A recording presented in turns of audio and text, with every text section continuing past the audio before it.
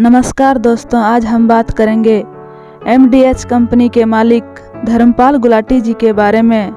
98 वर्ष की उम्र में ये पूरे देश को अलविदा कह गए। इनके जाने से पूरे देश में शोक का लहर छाया हुआ है। गुलाटी जी का जन्म पाकिस्तान के सियालकोट में हुआ था, जहां उनके पिता महासिया दी हट्टी नामक एक दुकान से मसाले बेचने का कार्य करते थे।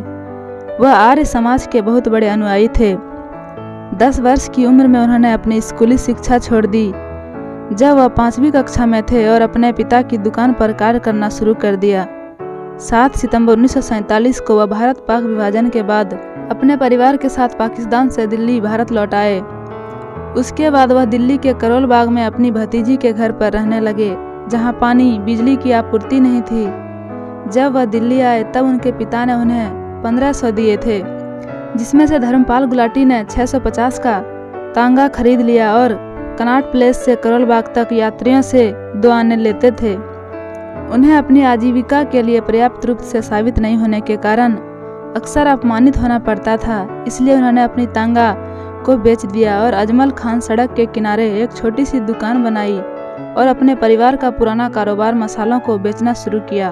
प्रारंभ में सफलता के बाद उन्होंने वर्ष 1953 में चांदनी चौक में एक और दुकान किराए पर ली, जिसके चलते वर्ष 1959 में उन्होंने स्वयं की फैक्ट्री स्थापित करने के लिए कीर्ति नगर में जमीन खरीदी, जहां उन्होंने एमडीएच मसालों के साम्राज्य यानी महासिया दी हट्टी लिमिटेड की स्थापना की, जिसका अर्थ है एक महानुभाव आदमी की दुकान पंजाबी में। एमडीएच स्विट्जरलैंड, संयुक्त राज्य अमेरिका, जापान, कनाडा, यूरोपीय देशों इत्यादि में मसालों का निर्यात करता है। वर्तमान में एमडीएच भारत में ही नहीं बल्कि पूरे विश्व में मसालों की श्रेणी में सबसे बड़े ब्रांडों में से एक के रूप में उभरा है, जिसका 90 साल की उम्र पार करने के बाद भी धर्मपाल गुलाटी स्वयं एमडीएच उत्पादों का विज्ञापन करते रहे।